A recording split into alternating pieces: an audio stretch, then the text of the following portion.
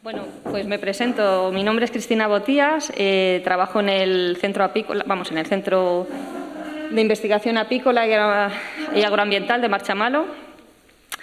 Y en esta charla, titulada Exposición de polinizadores a plaguicidas en zonas agrícolas y urbanas, les voy a mostrar los resultados de una serie de estudios que realizamos durante mi estancia postdoctoral en el Reino Unido. Por tanto, los resultados que les voy a mostrar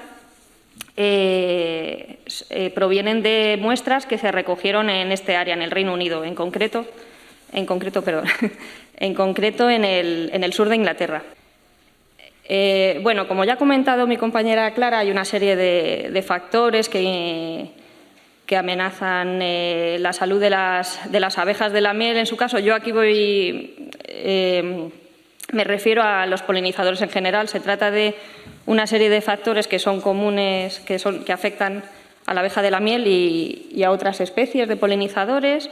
En la última década, sobre todo, hay una creciente preocupación por el declive de ciertas especies de polinizadores, y aunque no se conoce una causa única que esté detrás de este problema, sí que hay un consenso en general sobre la amenaza que suponen ciertos factores clave, como son la malnutrición debido a la pérdida de hábitat y de recursos florales, la acción de los patógenos, el cambio climático y los plaguicidas, la exposición a plaguicidas. En esta charla me centraré en hablar sobre los plaguicidas, la exposición a plaguicidas. Voy a dar aquí, perdón. Y en concreto, en estos estudios nos centramos en el estudio de la exposición a neonicotinoides, porque en diversos estudios previos se había relacionado la exposición a este grupo de insecticidas con problemas para la salud de las abejas. Además, se trata de uno de los grupos de insecticidas más utilizados en el mundo. Tienen una alta toxicidad para invertebrados y su naturaleza sistémica hace que se trate de unos compuestos de aplicación fácil y flexible, debido a que se pueden aplicar en el suelo o directamente en la semilla, y el compuesto se distribuye por todas las partes de la planta. Por tanto, protegen toda la planta contra las plagas y además tienen alta persistencia en general y protegen a la planta durante mucho tiempo. Sin embargo, estos atributos o características que los hacen muy ventajosos para el control de plagas también incrementan el riesgo de contaminación ambiental y de exposición de organismos no diana. Ay, espera. Perdón, le he dado donde no debía. A ver, ahora. Y dentro de estos organismos no diana se encontrarían los polinizadores, en concreto las abejas y abejorros. Y en diversos estudios en los que se ha expuesto a abejas y abejorros a estos compuestos, se ha encontrado que altas dosis pueden provocar la parálisis y muerte del animal, y bajas dosis muy bajas, hay estudios que han mostrado varios efectos subletales. Aquí hago un resumen. Irían desde el nivel subindividual, causando disfunción cerebral, ritmos respiratorios alterados; a nivel individual, pérdida de movilidad, alteración de la navegación, efectos en aprendizaje y cognición, reducción de eficiencia en el forrajeo, y en la colonia también se ha comprobado una reducción en el crecimiento. Sin embargo, estos estudios en algunos casos fueron criticados porque se consideraba que no se estaban aplicando unas dosis realistas de campo en los experimentos. Por tanto, no quedaba claro cuáles eran las concentraciones a las que las abejas se exponían de manera individual y también a nivel de colonia, y cuál era el tiempo de exposición y las fuentes de contaminación y rutas de exposición. Por ello, nos planteamos una serie de objetivos para conocer las concentraciones de plaguicidas contenidos en el polen y néctar en las flores de los cultivos y también en las flores silvestres que están en los márgenes de los cultivos, que son visitadas por los polinizadores. También queríamos conocer las dosis de plaguicidas que los polinizadores estaban llevando a sus colonias. Y, por último, también conocer si estos plaguicidas que estábamos encontrando en las colonias, que se estaban aplicando a los cultivos, pues se podían encontrar también en los tejidos del propio animal. En concreto, hicimos los análisis en abejorros silvestres. Bueno, para abordar el primero de los objetivos, aquí les muestro el área de estudio, que es en el sur de Inglaterra, es una zona muy agrícola, como pueden ver en esta foto. Seleccionamos una serie de 5 explotaciones agrarias y dentro de ellas 7 campos de cultivo de colza en los que recogimos muestras de polen y néctar directamente de las flores de colza y también muestras del suelo que estaba bajo ese cultivo, en ese cultivo. Y, además, recolectamos el polen y néctar de las flores silvestres que se encontraban en los márgenes de esos cultivos y el suelo que había bajo esas flores silvestres en los márgenes. Estos cultivos de colza habían sido tratados a través de la semilla con un producto comercial que contenía tiametoxam, que es uno de los neonicotinoides que eran de los más utilizados en la época, en este área. Y, además, realizamos una serie de entrevistas con los agricultores para conocer qué productos habían utilizado en los últimos años. Y supimos que en el año anterior esos mismos campos habían sido cultivados con trigo, que habían sido tratados con clotianidina, que es otro neonicotinoide. Bueno, y vamos ya directamente a los resultados. En cuanto a los neonicotinoides detectados en los campos de colza, encontramos, he puesto abreviaturas para describir a los neonicotinoides encontrados. TMX es tiametoxam, CLO es clotianidina y THC es tiacloprida. Todos son de la clase de insecticidas de las que le hablo, de neonicotinoides. Lo que vimos fue que todas las muestras de polen recogido directamente de las flores contenían el neonicotinoide que se había utilizado para tratar, tiametoxam. Y también encontrábamos clotianidina en casi todas las muestras, lo cual era esperable porque la clotianidina se había utilizado en el año anterior en estos mismos campos de cultivo. Y, además, la clotianidina es el metabolito principal del tiametoxam. Por tanto, cuando se degrada el tiametoxam, aparece clotianidina. Y tiacloprida sí que nos sorprendió encontrarlo porque, según los registros de los agricultores, no se había utilizado este neonicotinoide al menos en los últimos 3 años. En el néctar encontramos también los 3 neonicotinoides, aunque las frecuencias de detección fueron más bajas. Sí que los niveles encontrados eran similares a los encontrados en polen.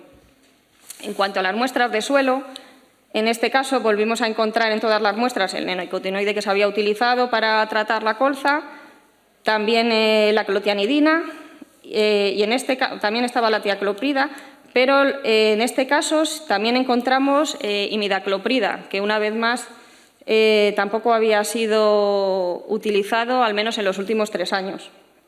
Y, de hecho, estaba en unas concentraciones similares a las encontradas para el tratamiento que se había usado ese año. Bueno, en cuanto a los resultados encontrados en los márgenes de los cultivos, en el suelo de los márgenes volvimos a encontrar los 4 neonicotinoides.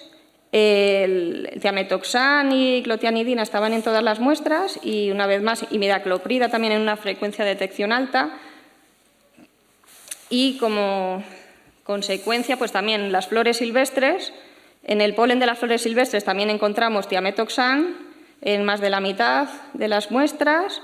También estaba la clotianidina, la imidacloprida y el tiacloprid en una frecuencia más baja.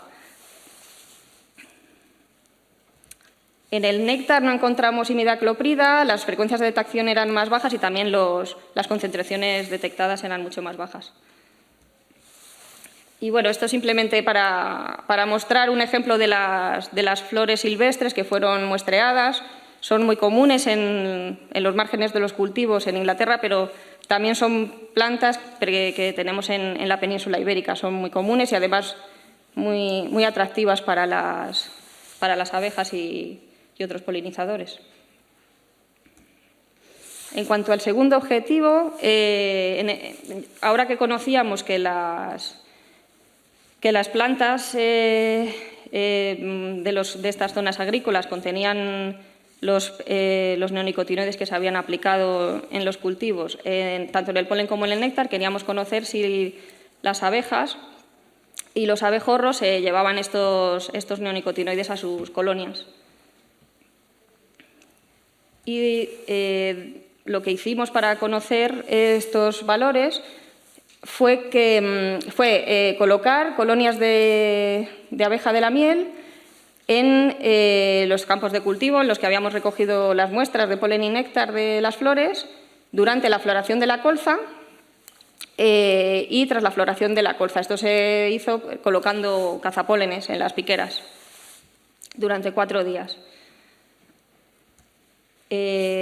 Una vez se recolectó este polen corbicular, se separó por especies y se hizo el análisis de residuos en cada una de estas submuestras que correspondían a distintas especies. Lo que encontramos fue que de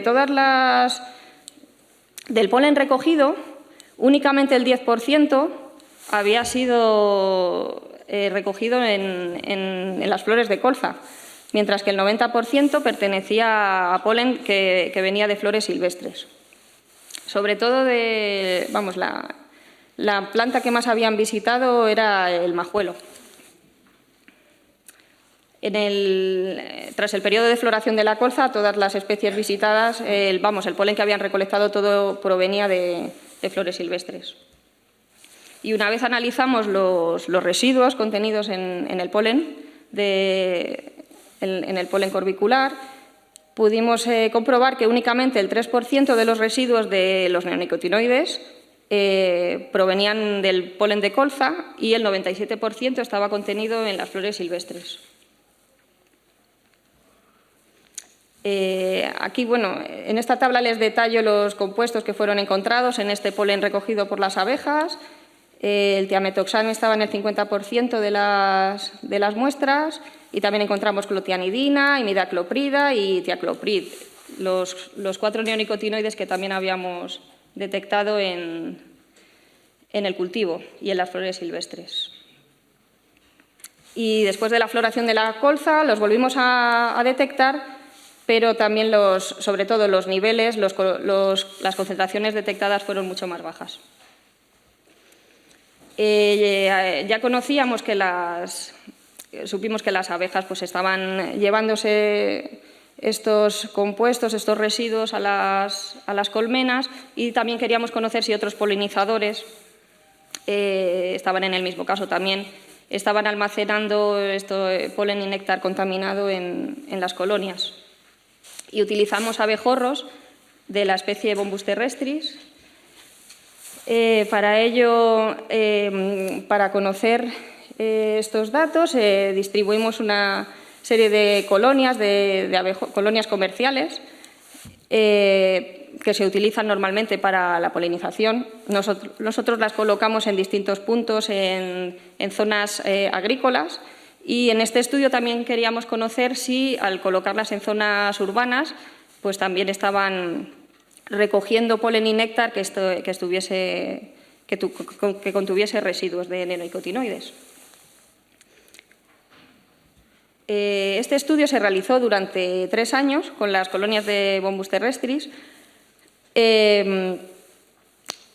porque colocamos colonias en zonas agrícolas, también en jardines urbanos, y este estudio fue interesante hacerlo durante 3 años porque en el año 2013, en diciembre de 2013, comenzó una restricción de 2 años en la utilización de neonicotinoides.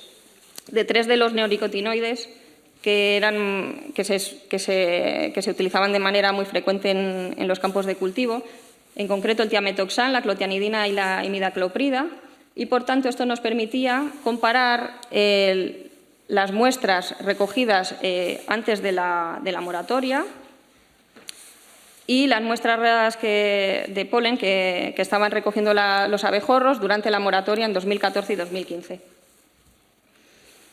Les voy a mostrar en esta charla únicamente los datos de polen porque no me quiero extender demasiado. El polen, en el año 2013, cuando la moratoria todavía no ha comenzado y se estaban utilizando los neonicotinoides de una manera normal, se detectó en más del 70% de las muestras recogidas de polen recogido dentro de las colonias de abejorros, y en el año 2014, cuando ya la moratoria entró en vigor y no se utilizaron, estaba prohibido utilizar estos neonicotinoides al aire libre, bajó mucho la frecuencia de detección y en el 2015 subió algo, pero aún así se mantenía en unos niveles mucho más bajos que en el año 2013, cuando todavía se utilizaban. Esto que les he mostrado es en las colonias que se habían colocado al lado de los cultivos. Y en las colonias que habíamos colocado en las zonas urbanas no encontramos esta bajada en la detección de los neonicotinoides que analizábamos. Creemos que podría ser porque en los cultivos, en las zonas agrícolas, estaba muy regulada esta prohibición, pero posiblemente, viendo estos resultados, posiblemente en las zonas urbanas, en los jardines, pues quizás se seguían utilizando. En cuanto a la exposición a plaguicidas en distintas especies de abejorros silvestres, cuando estos forrajean en zonas de cultivos y zonas urbanas, lo que hicimos fue recolectar 5 especies diferentes de abejorro en 5 zonas diferentes de cultivos y en 5 zonas ajardinadas en 3 periodos diferentes, en mayo, junio y julio. Queríamos conocer si los abejorros no solamente estaban transportando estos residuos en el polen y el néctar, sino que también se podían detectar en sus tejidos. Por tanto, recogíamos directamente al animal.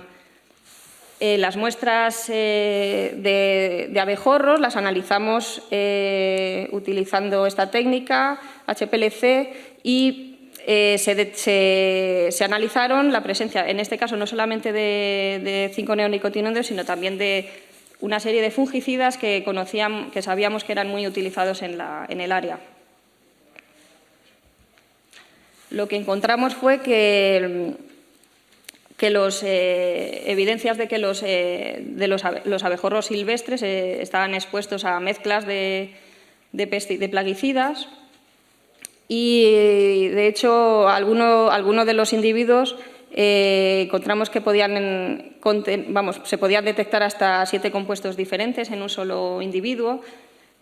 Y también encontramos que el porcentaje de individuos en los que había al menos un plaguicida era más alto en mayo y en junio, donde se superaban el 70% de las muestras que contenían alguno de los plaguicidas, y en julio bajaba algo la frecuencia de detección. También encontramos que los plaguicidas eran más frecuentes y estaban a concentraciones mayores en aquellos individuos que habían sido recogidos en las zonas de cultivo. Por tanto, para terminar, a modo de resumen, las conclusiones de estos estudios nos muestran que los plaguicidas aplicados en los cultivos, en esta zona de estudio en concreto, se pueden encontrar en el polen y néctar de las plantas tratadas, también en el polen y néctar de las flores silvestres que se encuentran en los márgenes de los cultivos, también en las reservas de alimento de abejas de la miel y también en abejorros, y que además también se pueden detectar en los abejorros silvestres que recogen polen y néctar en las flores de zonas agrícolas y jardines urbanos. Y sin más, muchas gracias a los compañeros del CIAPA y también de la Universidad de Sussex, donde se realizó el estudio. Y muchas gracias a ustedes por su atención. Si tienen preguntas.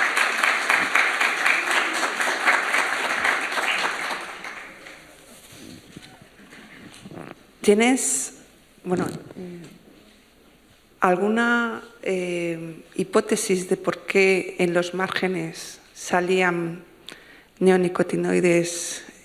No sé si salen con mayor residuo que en los cultivos. Sí, algunas de las especies que se analizaron tenían niveles superiores a los encontrados en el cultivo, en las flores de colza. No sé por qué, pero mi explicación es que posiblemente en la zona de cultivo el suelo es mucho más homogéneo porque se va arando, también está más tiempo expuesto al sol y a las condiciones ambientales cuando ya se ara y se cosecha. Sin embargo, los márgenes siempre tienen las plantas, están más protegidos por las plantas. Quizá hay más degradación, más posibilidad de degradación de los neonicotinoides que se hayan aplicado en diversos momentos que en los márgenes, que tienen esa alfombra siempre de vegetación, al menos en esta zona, en el Reino Unido, que la vegetación no se queda tan seco como aquí en verano. Y posiblemente en algunos puntos del margen de los cultivos pues se concentra por el agua, porque son sustancias que son solubles en agua. Con la escorrentía pues puede haber llegado en algunos puntos concretos del margen pues unas concentraciones muy altas. Otra explicación puede ser que algunas plantas son capaces de tomar estas sustancias de una manera más eficiente que incluso la colza. ¿La analizasteis por especie? Sí, claro, está todo por especie. Lo que pasa es que aquí no he dado detalle, pero está todo, cada especie con su... ¿Serían las especies más prevalentes que otras? Sí. Sí, en concreto el espondilio... Bueno, aquí tengo algunos ejemplos. Por ejemplo, el espondilio tenía unos niveles altísimos. También la amapola. Esta aquí, la amapola, tenía, teniendo en cuenta que la colza de media tenía unos 3 y pico nanogramos por gramo en polen, aquí la amapola tiene pues más de, 20 veces más.